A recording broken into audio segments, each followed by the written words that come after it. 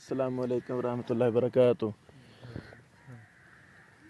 بیٹو، ہم ایک بہت بڑے مقصد کے لیے یہاں جمع ہوئے ہیں۔ آج اتوار ہے، آپ سارے ہی جاب ہولڈر بھائی ہیں، نوکریاں کرتے ہیں، اتوار کو چھٹی ہے نا، تو ہم نے انشاءاللہ ہر اتوار اسی جگہ،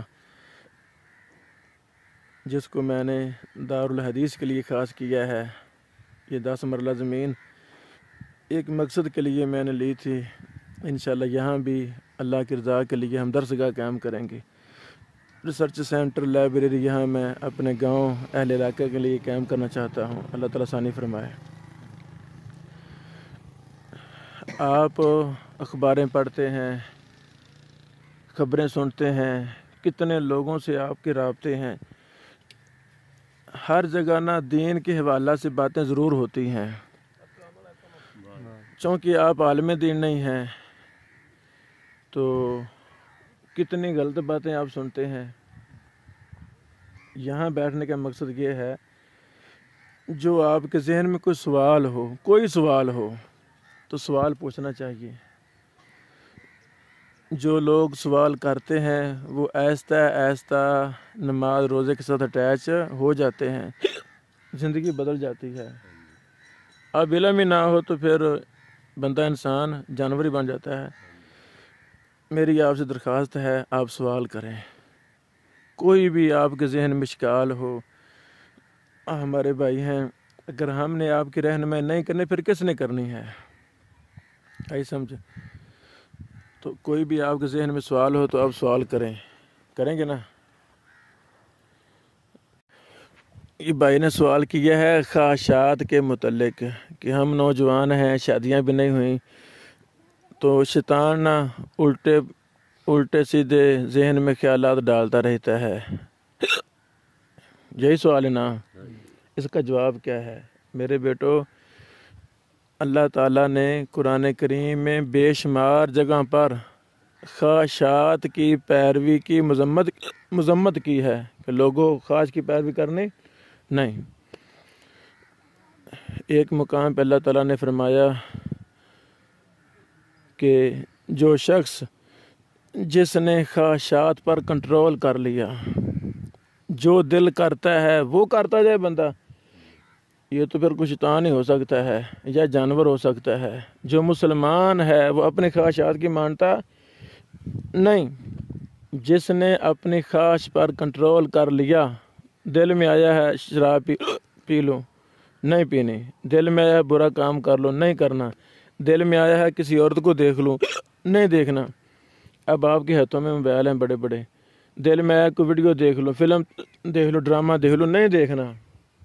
آگے سمجھ؟ جس شخص نے اپنی خواہشات پر کنٹرول کر لیا وہ جنتی انسان ہے۔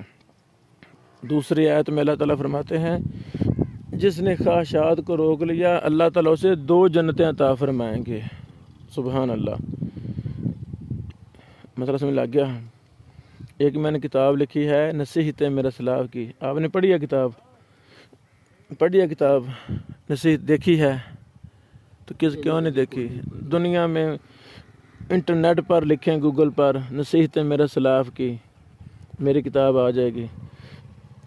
تو علماء سے رابطہ رکھنا چاہیے، کتابوں کو پڑھنا چاہیے۔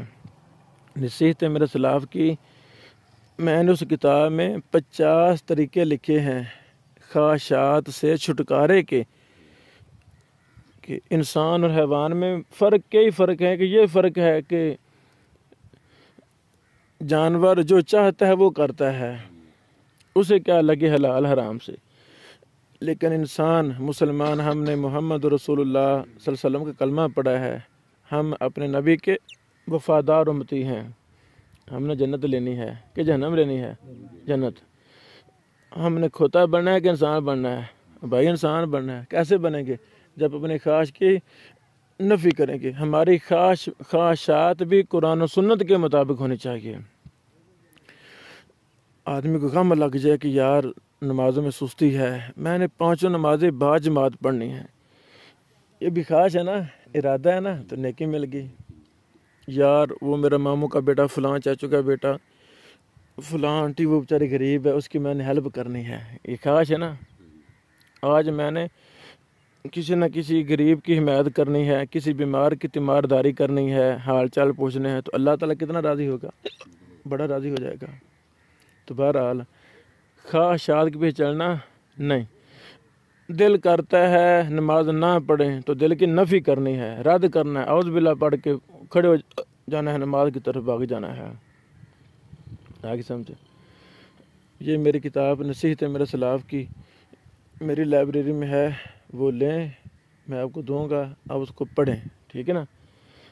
آپ کو بڑا کچھ ملے گا، بڑا فائدہ ہوگا انشاءاللہ العزیز. اگلا کوئی سوال ہے؟ جی بیٹا کوئی سوال؟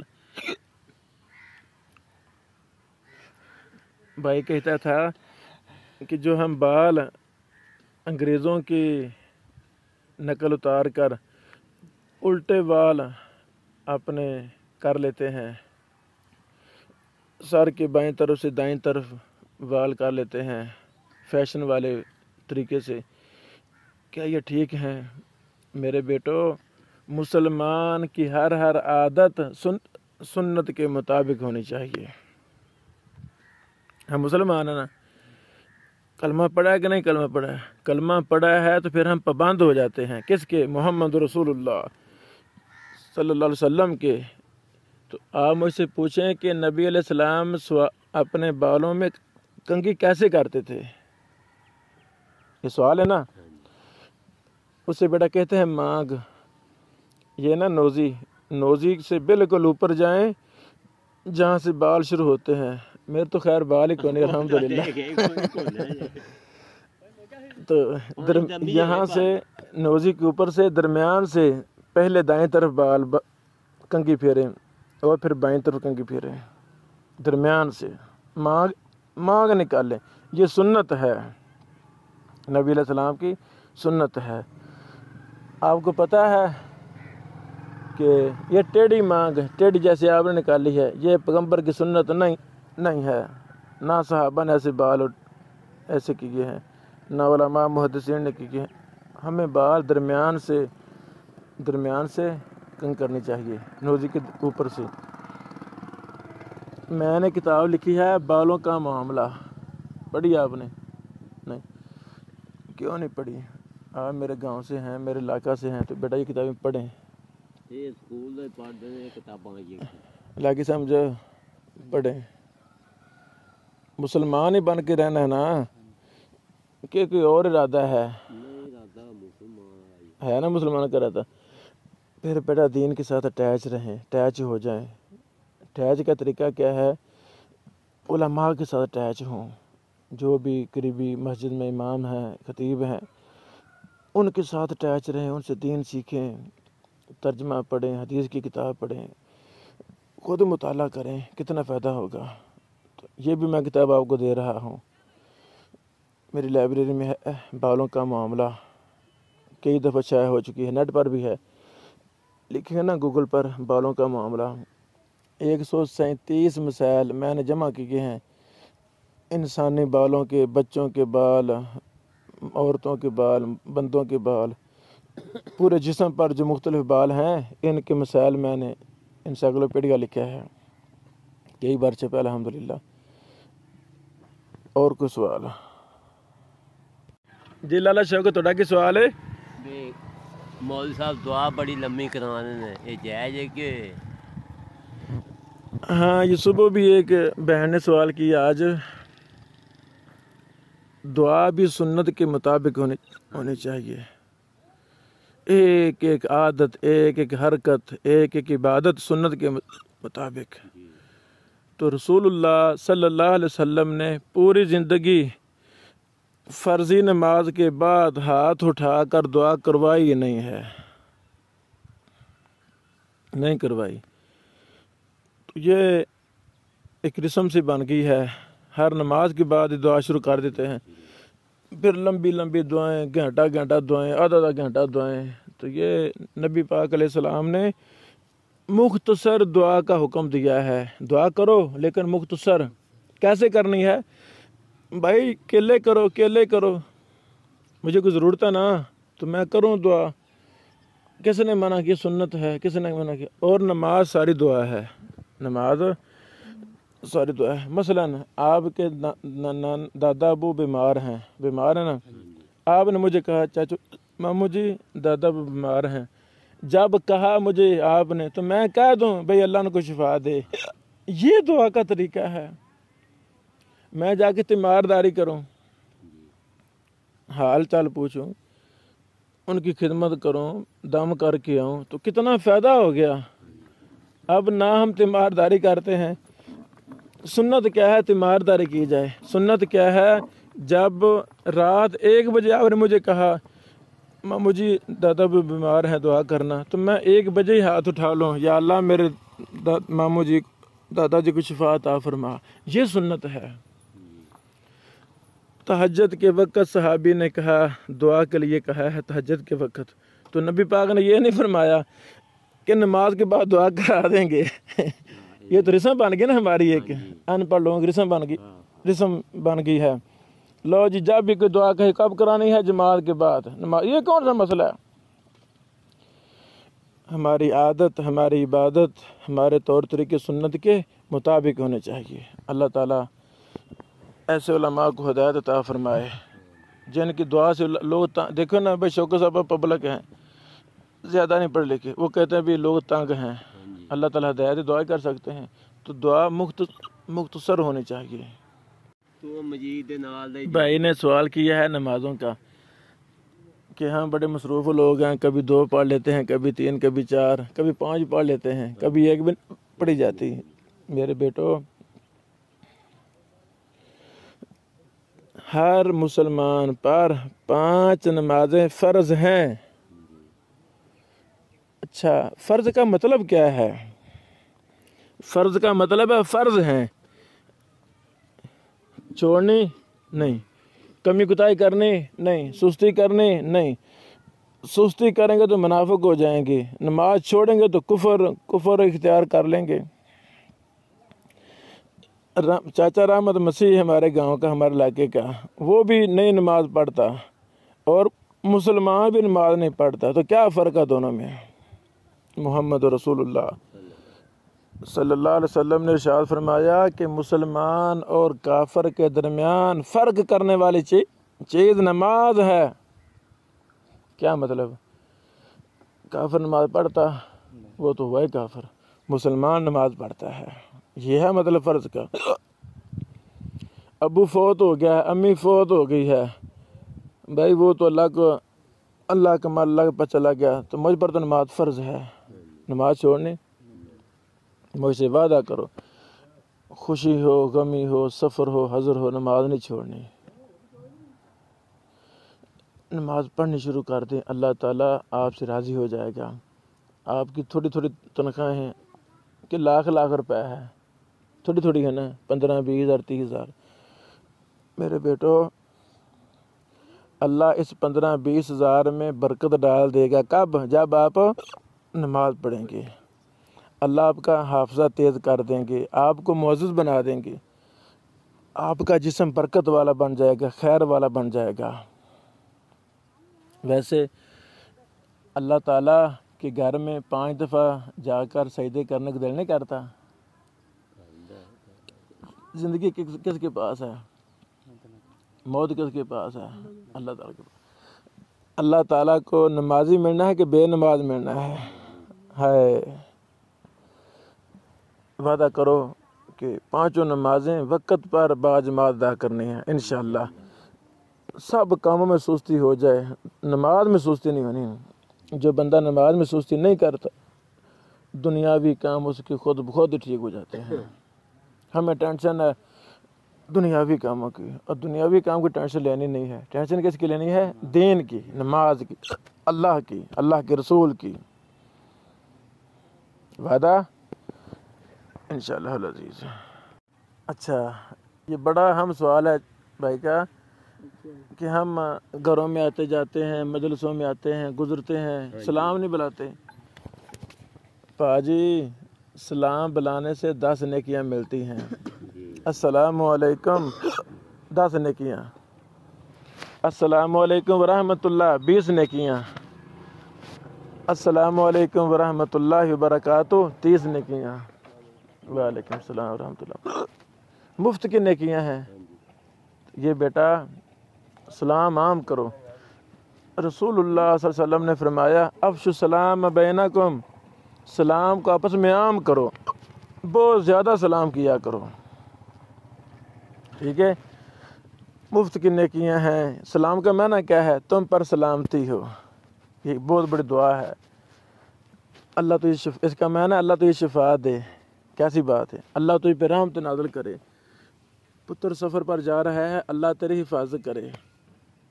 ہمارے کتنے معاملات ہیں چھوٹے موٹے، اللہ تیری ہر جگہ حفاظت کرے. یہ ہے معنی السلام علیکم. السلام اللہ تعالیٰ کا نام ہے. جیسے نا اللہ تعالیٰ کے بڑے نام ہیں، الرحمن الرحیم الملک القدوس، تو اس میں ایک السلام بھی ہے. السلام اللہ تعالیٰ کا نام ہے. السلام معنی ہے سلامتی، تم پر سلامتی ہو. ورحمت اللہ، اللہ کی رحمت ہو. وبرکاتہ، اس کی برکتیں نازل ہوں. یہ بہت بڑی دعا ہے. ہمیں سلام بہت زیادہ کرنا چاہیے. بھائی کا نام کیا؟ زین. زین بن یامین بیٹے نے بڑا اچھا سوال کیا ہے کہ اہل حدیث اور دوسرے لوگوں میں کیا فرق ہے. بیٹا اللہ تعالیٰ نے 2 چیزیں وحی کی ہیں. 2 چیزیں ہمارے نبی محمد رسول اللہ صلی اللہ علیہ وسلم پر، وہ ہیں قرآن اور حدیث. تیسری شاید وحی نہیں ہوئی. جو بیٹا اہل حدیث ہے نا، یہ قرآن اور حدیث کی بات کرتے ہیں. لوگوں قرآن و حدیث کو لازم پکڑو. اب جمعے پڑھتے ہیں ماشاءاللہ، درس سنتے ہیں، تو اہل حدیث کے علماء کیا کہتے ہیں؟ قرآن و حدیث لازم پکڑو. یہی کہتے ہیں نا اطیعوا اللہ و اطیعوا الرسول، اللہ اور اللہ کے رسول کی اطاعت کرو، اور بات کرتے نہیں. جو دوسرے لوگ ہیں وہ اپنے اماموں کی تقلید کہتے ہیں. جیسے ہمارے امام نے کہا ویسے کرنا ہے، اسے کہتے ہیں تقلید. امام نبی نہیں ہوتے، وہ عام لوگ ہوتے ہیں، علماء ہوتے ہیں. تو علماء سے غلطی ہو جاتی ہے کہ نہیں؟ جتنا مرضی بڑا مولوی مفتی ہو، امام ہو، عالم ہو، غلطی نہیں ہو سکتی ہے. یہ بڑا فرق ہے اہل حدیث میں اور دوسرے لوگوں میں. تو ہمیں حکم ہے قرآن و حدیث کو مانو، بس بات ختم ہوئی. قرآن و حدیث کی اتباع کرنی چاہیے. اپنا قیامت والے دن قبر میں ہر جگہ قرآن و حدیث کے بارے میں پوچھا جائے گا. قبر میں کیا سوال ہوں گے؟ من ربو کا، تیرا رب کون ہے؟ من نبیو کا، تیرا نبی کون ہے؟ ما دینو کا، تیرا دین کیا ہے؟ کوئی اس میں آیا فقہ حنفی شافی مالکی کا نام آیا؟ کوئی اللہ اور اللہ کے رسول کا نام آیا نا. تو اہل حدیث بیٹا قرآن و حدیث کو کہتے ہیں. مثلاً یہ میلے ٹھیلے کرنا اہل حدیث کرتے نہیں. کیوں نہیں کر؟ کیوں قرآن حدیث میں نہیں ہے. اہل حدیث ڈھول وغیرہ بجاتے، شادی خوشی پر مہندی مودی پر بجاتے نہیں. کیوں؟ کیونکہ قرآن حدیث میں نہیں. نبی پاک نے منع فرمایا ہے. ساتہ چالیا اہل حدیث مناتے نہیں. کیوں نہیں مناتے؟ کیونکہ یہ قرآن حدیث میں نہیں آیا. لگی سمجھ بیٹا؟ اور کوئی سوال؟ احمد بیٹے نے سوال کیا ہے کہ مونچھیں رکھنی جائز ہیں. شاباش، بہت اچھا سوال ہے بیٹا. ہم پوچھتے نہیں ہیں، ہم علماء کے پاس بیٹھتے نہیں ہیں. بیٹھنا ہے، ٹھیک ہے نا. سارا ہفتہ میں جو سوال آپ کو ذہن میں آئے وہ پوچھیں اپنے جو قریبی علماء ہیں، ورنہ لکھ لیں موبائل پر، ڈائری پر لکھ لیں. ہر اتوار ہم ادھر بیٹھا کریں گے انشاءاللہ، تو پھر ہم سوال جواب کیا کریں گے انشاءاللہ العزیز. بیٹا نبی پاک علیہ الصلوۃ والسلام نے فرمایا مونچھیں کٹواؤ، مونچھیں داڑیاں معاف کرو. مونچھ کٹوانی فرض ہے، داڑھی چھوڑنی فرض ہے. مونچھ اور داڑھی میں کوئی 1000 کلومیٹر کا فاصلہ ہے کہ قریب قریب ہیں؟ اب بولو، قریب قریب نے. تو نبی پاک نے فرمایا مونچھیں کٹاؤ، پست مونچھیں چھوٹی کرو، پست کرو، کٹاؤ، اور داڑھی کو لمبا کرو، معاف کرو، بڑھاؤ، داڑھی گھنی کرو۔ مختلف الفاظ نبی علیہ السلام نے فرمایا ہے۔ ثابت کیا ہوا؟ مونچھوں کو کٹوانا ہے۔ دوسری حدیث صحیح مسلم میں نبی پاک علیہ السلام نے فرمایا کہ 40 دن تک مونچھیں کٹوانا ضروری ہے۔ بغلوں کے بال، زیر ناف بال، مونچھوں والے بال، ناخن، یہ 4-5 کی چیزیں جو صفائی میں آتی ہیں، ان کو 40 دن سے زیادہ مقدار میں رکھ سکتے نہیں۔ بمبر مجبوری انسان سفر میں ہے یا کاموں میں مصروف ہے، زیادہ سے زیادہ 40 دن تک مونچھیں رکھ سکتا ہے۔ جب 40واں دن ہو تو فوراً کٹوا دیں مونچھوں کو، لگی سمجھ؟ تو مونچھوں کو کٹوانا چاہیے۔ یہ ہمارے یہاں باتیں مشہور ہیں جی، پانی لگ جائے مونچھوں کو، پانی لگ جائے تو پانی ناپاک ہو جاتا ہے۔ یہ بات غلط ہے۔ یہ مچھا نے کوئی بندہ پوچھے کتے دا منہ، اے فضول بات ہے۔ اچھا پھر بلی کی مچھر لگ جائے تو کھانا ناپاک ہو گیا، یہ فضول بات ہے۔ یہ مونچھوں کے بال ناپاک نہیں ہیں، پاک ہیں۔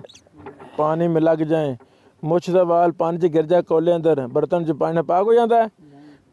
جن میں کتاب لکھی نا بالوں کا معاملہ، ان میں مسئلہ بھی لکھا ہے کہ بال ناپاک نہیں ہیں، پاک ہیں۔ ہاں اب آپ کی مچھیں چھوٹی چھوٹی ہیں تو رکھ سکتے ہیں، اتنی تو رکھ سکتے ہیں۔ ہاں پست کر جیسے میری ہیں، چھوٹے چھوٹے مچھیں بالکل پست ہیں تو اتنے رکھیں۔ ہر ہفتے 10 دن بعد مچھوں کو کٹوا دیں، کینچی کے ساتھ چھوٹا کروا دیں۔ یہ ہے مسئلہ۔ بھائی زین نے سوال کیا ہے کہ روزی کمانے کا آسان طریقہ کیا ہے؟ بہت اچھا سوال ہے۔ پہلی بات بیٹا، ہمیں حکم ہے مسلمانوں کو کہ اچھے طریقے سے روزی کماؤ، گندے طریقے سے کمانی نہیں۔ شراب بیچ کے روزی کمانی، جھوٹ بول کر کمانی، گندگی فروخت کر کے کمانی، 2 نمبر دھندا کر کے کمانی نہیں۔ کوئی بھی رزق حلال والا کاروبار آپ کر سکتے ہیں، جس میں آپ کو مہارت ہے، جو آپ کے علاقے میں محلے میں زیادہ چلتا ہے، وہ کر سکتے ہیں۔ کاروبار کے لیے پیسہ نہیں چاہیے، کاروبار کے لیے وسائل نہیں چاہیے، کچھ بھی نہیں چاہیے، بس اللہ تعالیٰ سے رابطہ چاہیے۔ آپ کا اللہ تعالیٰ سے رابطہ ہو گیا ہے نا؟ کیا رابطہ ہے؟ 5 نمازیں پڑھتے ہیں، کسی سے جھوٹ بولتے نہیں، نیت ہے یا اللہ حرام کھلا دے۔ اللہ کی قسم اللہ تعالیٰ آپ کے ذہن میں ایسا کاروبار ڈال دے گا، بغیر پیسے کے آپ کاروبار شروع کر دیں گے، اس میں اللہ برکت ڈال دے گا، کرتے کراتے آپ لاکھوں پتی بن جائیں گے، اللہ کی مدد آئے گی۔ نیت ہونی چاہیے، اللہ جی میں نے دھوکہ دینا کسی کو نہیں، رزق حلال کمانا ہے، کیا کروں؟ آپ مٹی کو بھی بیچیں گے نا، مٹی کو بھی فروخت کریں گے تو اللہ اس کو بھی سونا بنا دے گا۔ کاروبار کا انحصار ہے نیت پر۔ کاروبار میں برکت کس نے ڈالنی ہے؟ اللہ تعالیٰ نے۔ میں نماز تو پڑھوں نا تو کاروبار کرتا ہوں، برکت ڈالے گی؟ بظاہر میں فیکٹری لگا لوں گا لیکن یا قدم تہس نہس ہو جائے گی، تو کیا فائدہ فیکٹری کا؟ جوے سے اکثر کاروبار یہ سود پر ہی ہو رہے ہیں، جوے پر ہو رہے ہیں، حرام ہو رہے ہیں، تو کیا فائدہ ان کا؟ ان کو برکت ہوتی؟ لعنت ایسے کاروباروں پر۔ اللہ تو نے پیدا کیا، رزق تو نے دینا ہے، یہ اللہ کی ڈیوٹی ہے، اللہ کے ذمہ ہے رزق دینا۔ تو رزق حلال دینا ہے کہ حرام دینا؟ اللہ نے حلال دینا ہے، تو ہم نیت کریں یا اللہ میں نے حلال ہی کمانا ہے، تو اللہ تعالیٰ حلال ہی دے گا، حلال آسان ہو جائے گا۔ آپ کو نیت تو میں نے یا اللہ حرام کمانا ہے، گھر سے باہر نکلیں گے تو آگے کوئی نہ کوئی چوری والا بیلی چور کھڑا ہوگا، چلیے احمد یار میں تینوں ڈگنا سے پیا، کوئی جہاز کک مار دے، اور چلیے چوری کریے، کسی سے ستیہ ناش کریے۔ نیت اچھی ہو، اللہ رزق بھی اچھا دیتا ہے. ہم ماں کے پیٹ میں تھے, رزق میرا اور آپ کا لکھا گیا تھا, پتہ آپ کو, موت لکھی گئی تھی. یہ اچھے عمل کرے گا, یہ برے عمل کرے, رزق کتنا کھائے, کہاں موت ہے, اس آپ کو لکھا گیا ہے, تو ہمیں کوئی ٹینشن کس کی. پھر رزق ہمیں اتنا چاہیے جتنا ہمارے صبح شام پورے ہو جائیں, بس, اور نہیں زیادہ چاہیے. نہیں سمجھ لگی؟ اللہ تعالیٰ دے دے تو انشاءاللہ دین پر خرچ کریں گے, غریبوں یتیموں پر خرچ کریں گے. ہمیں رزق کتنا چاہیے؟ 2 روٹی صبح چاہیے, 2 روٹی شام کو چاہیے, 1 گلاس پانی کی چاہیے, تھوڑا سالن چاہیے. یہ 100 روپے میں کافی ہے اگر دن میں. جتنا زیادہ پیسہ ہوگا اللہ تعالیٰ صاحب بھی زیادہ لے گا. یہ ہمارے بھائی وسیم صاحب ہیں, انہوں نے بڑا اچھا نقطہ بیان کیا. ہمارے علاقہ میں عبد المجید نامی ایک بندہ سائی سے مسلمان ہوا ہے. بھائی وسیم اب بتائیں ذرا. میں نے اسے سوال کیا کہ بھائی آپ پہلے کھانا کتنا کھاتے تھے اور اب کتنا کھاتے ہو؟ اللہ اکبر. اس نے کہا پہلے میں 6 سے 7 8 روٹیاں ایک ٹائم کی کھاتا تھا. اللہ اکبر. جب سے میں مسلمان ہوا ہوں اللہ کے حکم سے میں انشاءاللہ 2 سے 1.5 روٹی کھاتا ہوں بس. سبحان اللہ. یہ اللہ کے دین کی برکت ہے. اس نے کہا بھی یہ برکت دین کی وجہ سے. ہاں, اور ایسا ہی واقعہ حدیثوں میں ملتا ہے. اگر کافر ہے وہ انسان, غیر مسلم ہے وہ 8 10 روٹیاں کھا جاتا ہے, تو مسلمان ہوا تو 1 2 کھاتا ہے. نبی پاک نے بھی ارشاد فرمایا ہے کہ مسلمان 1 آنت سے کھاتا ہے, میدے میں آتے ہیں نا, تو کافر ساری آنتوں سے کھاتا ہے, وہ رائتا ہی نہیں ہے, 8 10 آنتوں سے کھاتا ہے. دین میں برکت ہے. تو جتنے ہم زیادہ دین کے اندر داخل ہو جائیں گے اتنی زیادہ برکت ہوگی. عورت میاں بیوی جا رہے ہیں, سفر کر رہے ہیں موٹر سائیکل پر, عورت ساری اوپر بیٹھی ہے, موٹر سائیکل کے اوپر بیٹھی ہوئی ہے, صحیح بیٹھی ہوئی ہے, بس اس کے کپڑے کا کنارہ نیچے ہے, گر رہا ہے. اس کو بھی سنبھالنا چاہیے, پورے کے پورے کو سنبھالنا چاہیے, پورے کے پورے کو داخل کرنا چاہیے اسلام میں. جو کنارہ بہہ رہا ہے تو وہ جان لیوا ثابت ہو جاتا ہے, ٹائر کے اندر آ جاتا ہے اور تہس نہس کر کے رکھ جاتا ہے, انسان ہو جاتا ہے. کتنی موتیں ہوئی ہیں اس پلو سے. یعنی اسلام کے اندر پورے کے پورے داخل ہو جاؤ. جو میرے اندر کمی ہے نماز کی, جھوٹ کی, حرام کھانے کی, وہ میں خوش نہ ہوں, وہ میری کمی ہے. وہی کمی مجھے تہس نہس کر دے گی جہنم کے اندر داخل کرنے پر. ایک غلطی ہی کافی ہے. آگے سمجھا؟ اللہ تعالیٰ عمل کی توفیق. بھائی نے سوال کیا ہے کہ جنازہ کے مسائل پر کوئی کتاب بتا دی جائے تاکہ ہم وہ مسائل پڑھیں سیکھیں. اس پر عربی میں بھی کتابیں ہیں. محدث امام ناصر الدین البانی رحمہ اللہ کی کتاب ہے احکام الجنائز, عربی میں بھی ہے, اردو میں بھی ہے, اور بہت اچھی کتاب ہے. اسی طرح ابھی اسی مہینے میں نے خود کتاب الجنائز من الجامع الکامل شائع کی ہے عربی کے اندر. انشاءاللہ ایک وقت کے بعد ہم اس کا اردو میں بھی شائع کر رہے ہیں شرح کے ساتھ انشاءاللہ. تو تمام کتب حدیث کی صحیح احادیث الجامع الکامل میں موجود ہیں, جسے ہم نے اپنے دار ابن بشیر سے شائع کیا بیت السلام کی شراکت کے ساتھ 19 جلدوں میں. یہ تاریخ اسلام کی وہ منفرد کتاب ہے جس میں تمام احادیث کا احاطہ کر دیا گیا ہے. اب یہ بہت مہنگی کتاب ہے, 20-25 ہزار کی فروخت ہو رہی ہے, ہر کوئی نہیں خرید سکتا. لیکن شوق ہے علماء کا, طلباء کا, کہ ہم اس کو پڑھیں, اس کا معنی سیکھیں, تمام احادیث کا جو احاطہ کیا گیا ہے وہ ہمارے علم میں ہوں. تو اس لیے ہم اس کو الگ الگ بھی شائع کر رہے ہیں. مثلا کتاب الطہارہ من الجامع الکامل وہ ہم نے شائع کر دیا. اسی طرح کتاب الجنائز من الجامع الکامل بھی شائع کر دیا ہے. اسی طرح المدخل الی الجامع الکامل جو علوم حدیث کا مدخل ہے, منہج ہے علوم حدیث کا, وہ بھی ہم نے شائع کر دیا ہے اسی کتاب سے. آگے بھی کچھ کتابیں پریس جا چکی ہیں, اللہ تعالیٰ ثانی فرمائے. یہ ہماری کتاب الجنائز من الجامع الکامل، یہ بڑی منفرد کتاب ہے، سبحان اللہ۔ تمام احادیث صحیحہ کا تخریج و تحقیق، جرح و تعدیل، علل اور ہر طرح کی بحوث پر مشتمل جو حدیث کے لیے اہم ہوتی ہیں، وہ ساری بحوث شیخ اعظمی صاحب نے کر دی ہیں، محدثانہ کام کیا ہے، یہ خریدی جائیں۔ اللہ اکبر۔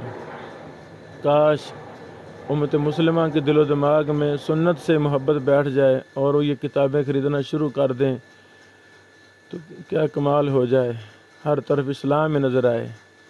ہم سارے کام کر لیتے ہیں لیکن نہیں کرتے، تو دین کی خدمت، دینی کتب کو خریدنا، دینی کتب کو پڑھنا، دینی کتب کو شائع کرنا، اس طرف ہم نہیں آتے۔ ہمیں اپنا پیسہ لگانا چاہیے اس پر بھی۔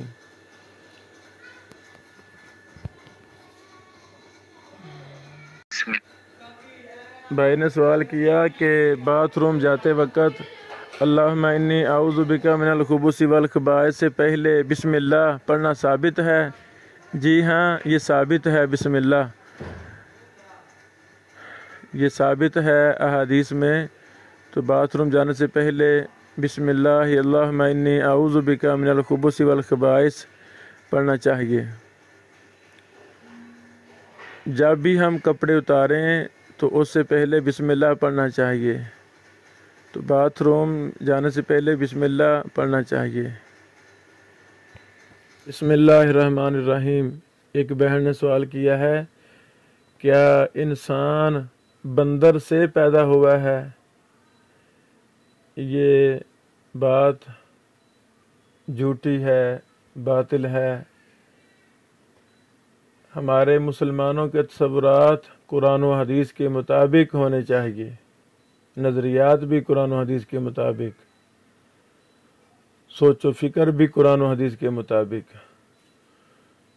تو اللہ رب العالمین نے قرآن کریم میں کتنے مقامات پر ارشاد فرمایا ہے کہ ہم نے انسان کو پانی سے پیدا کیا، انسان کو مٹی سے پیدا کیا، ایسے نا؟ اللہ رب العالمین نے ہمارے باپ آدم علیہ السلام کو مٹی سے پیدا کیا، پھر ان سے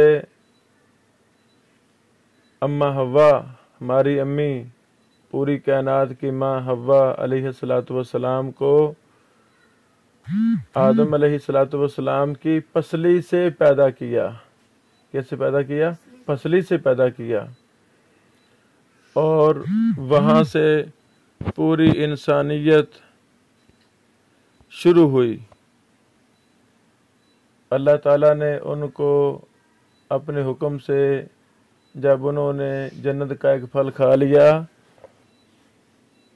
پھل کا تعین نہیں ہے کون سا کھایا، جو ہمارے ہاں معروف ہے گندم کا پھل، ایسے نہیں کہنا چاہیے۔ ہم اپنی طرف سے کوئی غیر متعین چیز کو متعین کر سکتے نہیں۔ تو اللہ تعالیٰ نے ان کو زمین پر اتار دیا، وہاں سے نسل انسانیت شروع ہوئی۔ تو انسان کو اللہ تعالیٰ نے باندر سے پیدا کیا نہیں، باندر ایک الگ مخلوق ہے، انسان ایک الگ مخلوق ہے۔ یہ جو مشہور بات ہے کہ سیدنا موسیٰ علیہ السلام کی قوم باندر بن گئی تھی، ہے نا قرآن و حدیث میں، بندر بن گئی تھی، تو وہ بندر 3 دن بعد وہ فوت ہو گئے تھے۔ جو بندر بنے تھے وہ 3 دن بعد فوت ہو گئے تھے، بات ختم ہوئی۔ وہ بندر بننے سے پہلے بھی، وہ بندر بننے سے پہلے بندر موجود تھے، جیسے انسان تھے ویسے ہی بندر بھی تھے۔ تو اللہ تعالیٰ نے موسیٰ علیہ السلام کی نافرمان، ضدی، نکمی، گندی، ہٹ درم، ناشکری قوم کو بندر بنا دیا تھا۔ مسئلہ میں لگ گیا؟ تو یہ کہنا جی باندر سے انسان بن گئے ہیں، یہ بات بالکل فضول ہے، اس کی کوئی حقیقت نہیں۔ دوسرا بہن کا سوال تھا، کیا تھا؟ ہر نماز کے بعد دعا مانگنا کیا ضروری ہے؟ میری بیٹیوں، محمد رسول اللہ صلی اللہ علیہ وسلم نے اپنی زندگی میں کبھی بھی فرضی نماز کے بعد ہاتھ اٹھا کر دعا کی نہیں. ہمیں حکم دیا گیا ہے کہ تم نبی علیہ الصلوۃ والسلام کی تابعداری کرو. جب آپ نے نہیں دعا منگوائی تو ہمیں بھی دعا نہیں منگوانی چاہیے. حقیقت کے اندر نماز بیٹا ساری دعا ہے. نماز ایک ایک لفظ دعا ہے.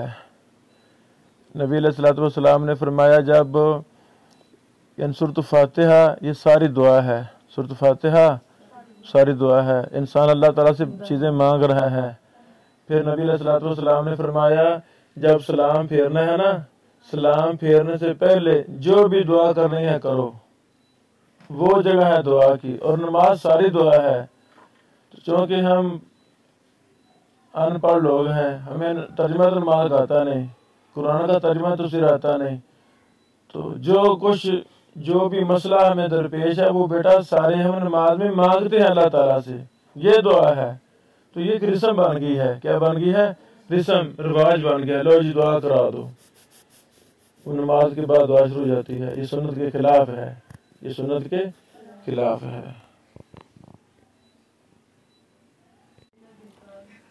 تیسرا یہ سوال ہے کہ اپنی اولاد کو قرآن پڑھانا، حدیث پڑھانا، تربیت کے حوالہ سے ہم سوال ہے کہ بچے اسکول نہیں جا رہے، بچے بازی گھر پڑھنے نہیں جا رہے.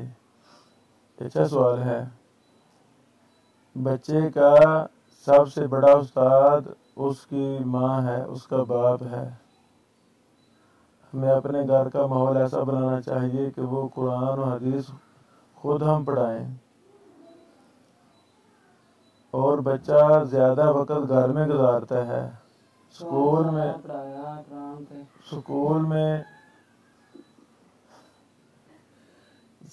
میں یا کسی گھر میں نہیں گزارتا، اپنے گھر میں گزارتا ہے. تو بڑا استاد کیا ہوگا؟ ماں باپ. ماں کی گود کو پہلی درسگاہ کہا گیا ہے. یہاں کو بلڈنگ ہوتی ہے، ماں کی گود میں بلڈنگ ہوتی ہے؟ نہیں. تو درسگاہ بلڈنگ کا نام ہے ہی نہیں. درسگاہ نام ہے تربیت کا، تعلیم کا. ہمیں گھر کا ایسا ماحول بنانا چاہیے کہ ہم خود بچوں کو توجہ سے پڑھائیں. جیسے ماں باپ کی عادتیں ہوں گی وہی اولاد عادتیں قبول کرتی ہے. اس لیے بچوں کو خود بھی پڑھانا چاہیے زیادہ، اور اسکول بھی بھیجیں. بہر دین کا بھی وہ بھی پڑھایا جائے اور خود بھی توجہ دی جائے.